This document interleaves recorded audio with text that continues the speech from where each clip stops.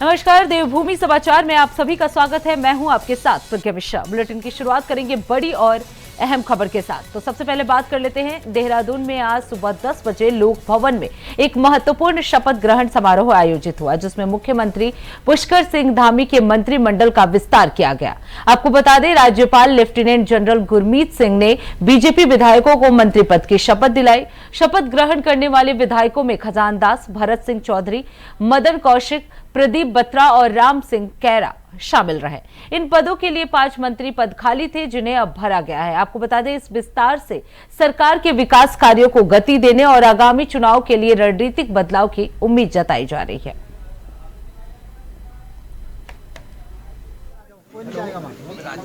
अहम भरत सिंह चौधरी ईश्वरस्य नामना सपे यदम अहम विधिनाम स्थापितस्य भारतस्य संविधानं प्रति सत्यां श्रद्धां निष्ठां च धारयिष्ये तथा भारतस्य प्रभुता अखंडतां च अक्षुणा रक्षिष्यामि तथा अहम उत्तराखंड राज्यस्य मंत्रित्वेन स्वकर्तव्यानि श्रद्धापूर्वकं शुद्धान्तकरणेन च निर्वक्ष्यामि।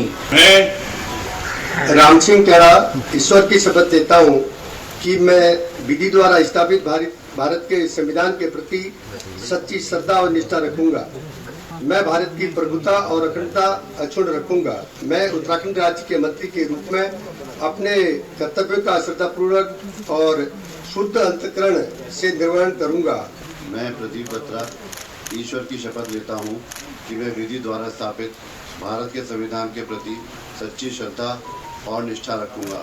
मैं भारत की प्रभुता और अखंडता अक्षुण्ण रखूंगा।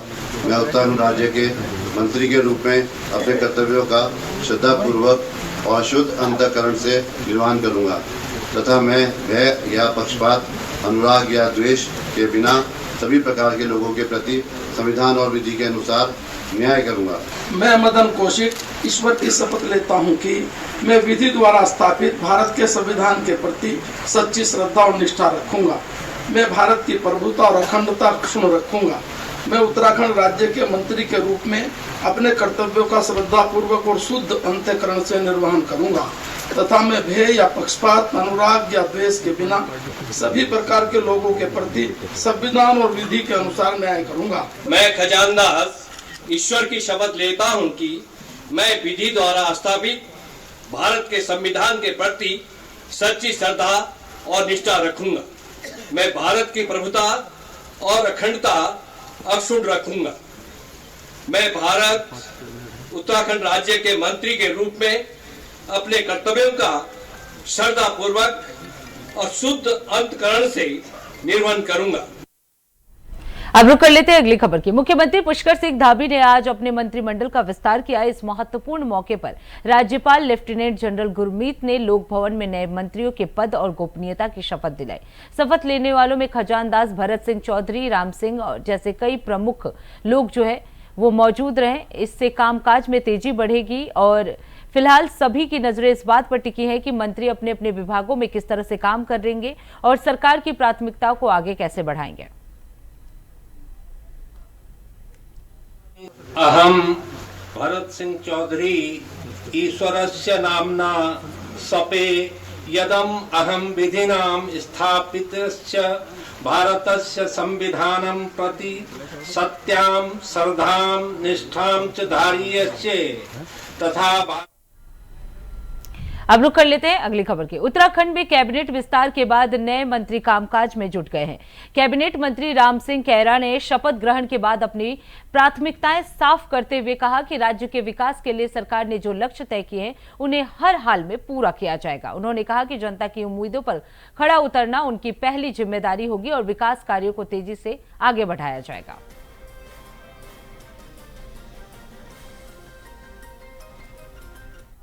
नवरात्रियों की बहुत बहुत बधाई। नवरात्रियों की बहुत बहुत बधाई हो। और लोकतंत्र के चौथे स्तंभ के रूप में आपका मार्गदर्शन हम सबको और इस समाज के निर्माण में और प्रदेश और देश के विकास में रहता है। और आप सबको मेरी तरफ से हिंदू नववर्ष की और नवरात्रियों की बहुत बहुत बधाई हो। और प्रदेश का विकास जो उत्तराखंड की जनभावनाओं के अनुरूप जो होना चाहिए उस दिशा में हमारी सरकार काम कर रही है। और पर्वतीय क्षेत्रों के विकास के लिए लगातार भारतीय जनता पार्टी की सरकार आने के बाद विकास हुआ है और उस विकास को हम नरेंद्र मोदी जी के नेतृत्व में और पुष्कर धामी जी के नेतृत्व में आगे बढ़ाने का काम करेंगे।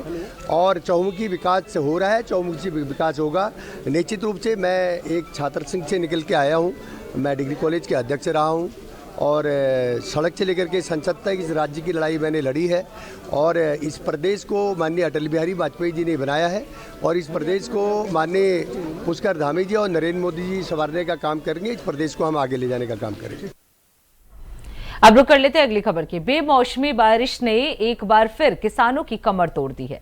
16 तारीख को आई तेज आंधी के बाद अब लगातार हो रही बूंदाबांदी ने गेहूं की फसल को पूरी तरह से बर्बाद के कगार पर ला खड़ा किया है। आंधी के चलते पहले ही खेतों में गिरी खड़ी फसल अब बारिश की वजह से सड़ने भी लगे हैं, जिससे किसानों की चिंता और भी बढ़ गई है। किसानों का कहना है कि अगर मौसम इसी तरह बना रहा तो उनकी महीनों की मेहनत पूरी तरह से खत्म हो जाएगी और उन्हें भारी आर्थिक संकट का सामना करना पड़ेगा। पीड़ित किसानों ने सरकार से तत्काल राहत की मांग की है। उनका कहना है कि धान की बुआई पर लगाए गए प्रतिबंध को हटाया जाए ताकि वो अगली फसल के जरिए नुकसान की भरपाई कर सके। साथ ही प्रभावित किसानों को उचित मुआवजा देने की मांग भी तेज हो गई है। फिलहाल किसानों की नजरें सरकार की राहत घोषणाओं पर टिकी हुई है।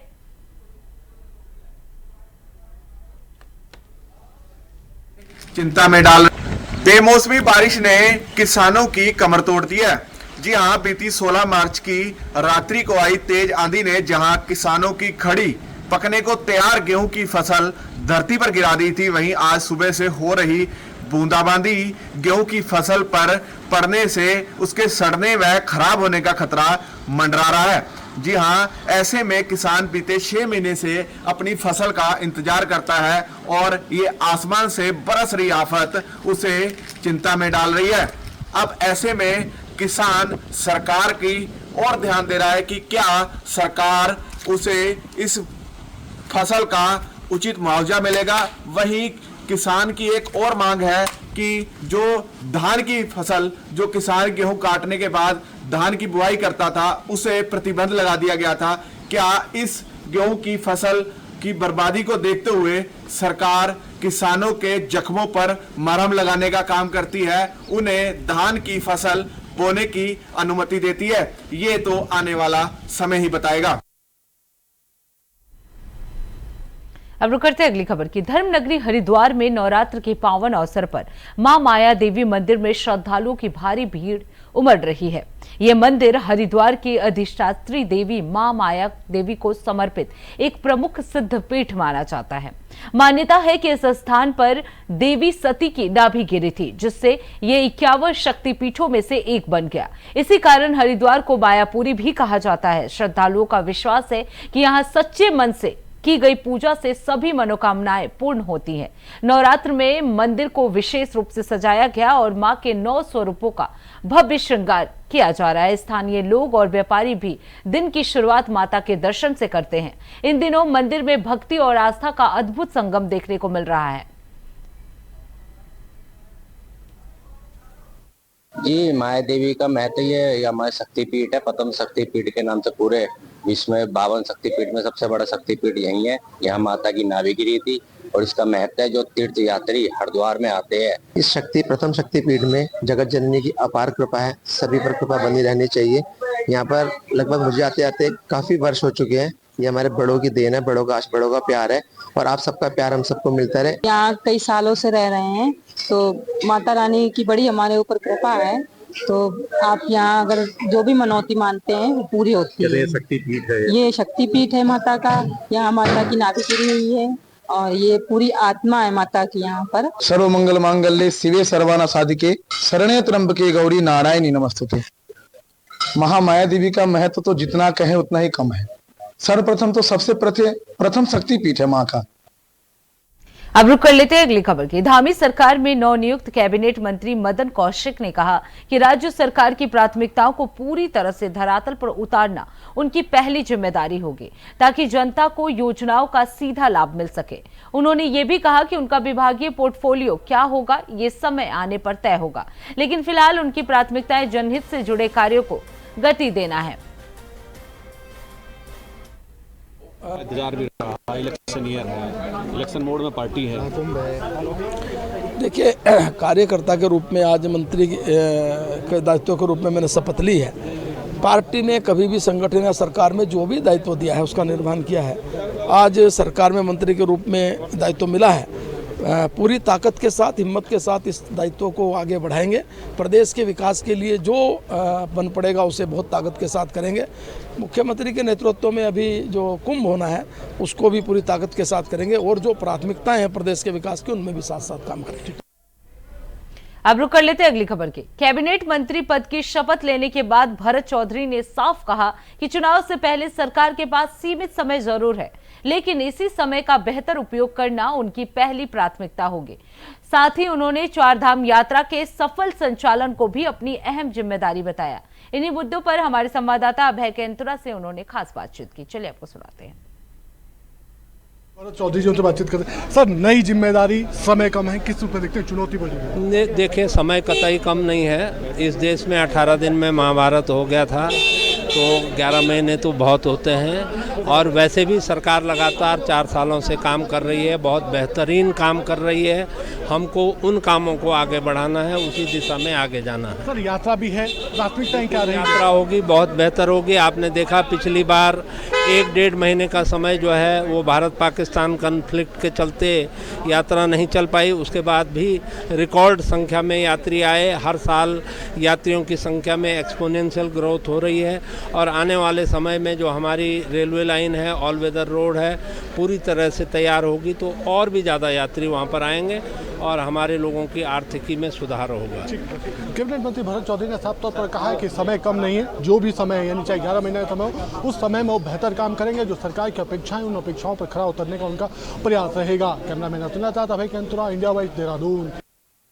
अब रुक कर लेते हैं अगली खबर की। मुख्यमंत्री पुष्कर सिंह धामी और मुख्य सचिव के दिशा निर्देशों में उत्तराखंड सरकार ने राज्य अतिथि गृह सर्किट हाउस एनेक्सी देहरादून के कायाकल्प की प्रक्रिया शुरू कर दी है। आवास सचिव डॉक्टर आर राजेश कुमार के औचक निरीक्षण के बाद नवीनीकरण कार्य तेज हुआ है।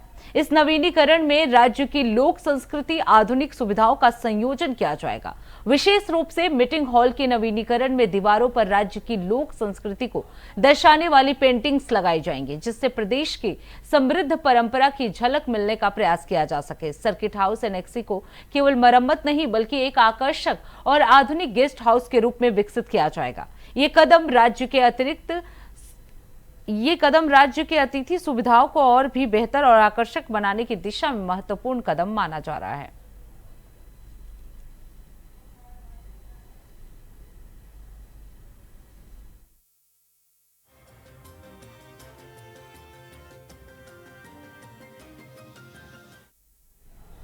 अब रुक कर लेते हैं अगली खबर की। रामनगर क्षेत्र के 2 अलग अलग स्थानों पर आग लगने की घटनाएं सामने आई हैं। आपको बता दें, पहली घटना गुलरघट्टी स्थित एक रिहायशी घर में हुई है, जहां एक व्यक्ति ने फायर स्टेशन पर सूचना दी कि घर में आग लगी है।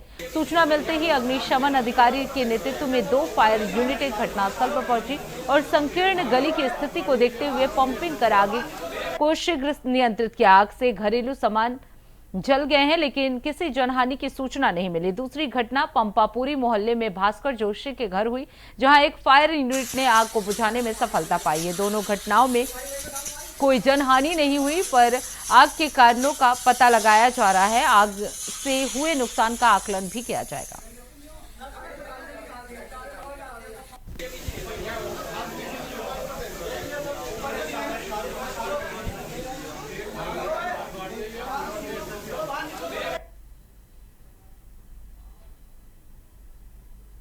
अब रुक कर लेते अगली खबर की। देहरादून जिला प्रशासन ने एलपीजी गैस सिलेंडर की कालाबाजारी के खिलाफ कड़ी कार्रवाई शुरू कर दी है। आपको बता दें, जिलाधिकारी सविन बंसल की अध्यक्षता में आयोजित समीक्षा बैठक में क्यूआरटी टीमों को सभी गैस एजेंसियों पर तैनात करने के निर्देश दिए गए हैं ताकि उनकी गतिविधियों पर कड़ी निगरानी रखी जा सके। आपको बता दें, जिलाधिकारी ने बढ़ते बैकलॉग पर नाराजगी जताते हुए 25,000 मैनुअल गैस वितरण एंट्री को तुरंत ऑनलाइन अपडेट करने के आदेश दिए हैं। छापेमारी के दौरान पकड़े गए सिलेंडरों को ट्रेस कर दोषी गैस एजेंसी स्वामियों के खिलाफ मुकदमा दर्ज कर उन्हें जेल भेजने के आदेश भी दिए गए हैं। प्रशासन की कार्रवाई से अब तक 5 मुकदमे दर्ज कर लिए गए हैं और 3 आरोपियों को जेल भेजा गया है और 150 घरेलू और 139 व्यावसायिक और 7 छोटे सिलेंडर जब्त किए गए हैं।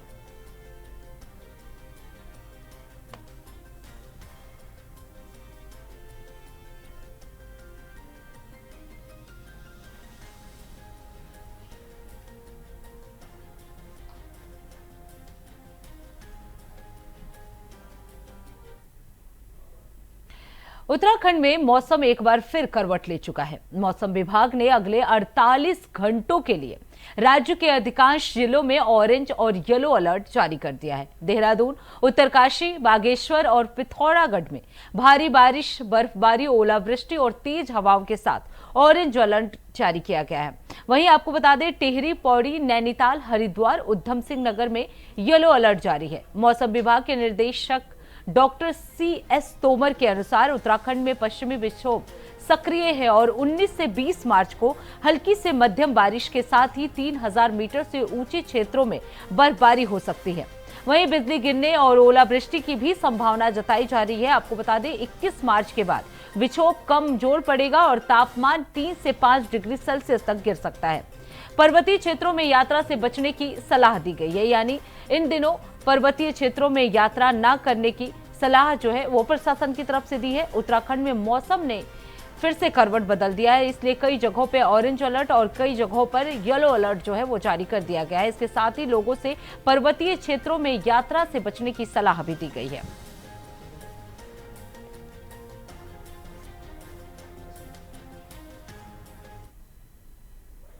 तो इसी के साथ देवभूमि समाचार में बस इतना ही। देश दुनिया की तमाम बड़ी खबरों के लिए देखते रहिए इंडिया वॉइस। तब तक के लिए नमस्कार।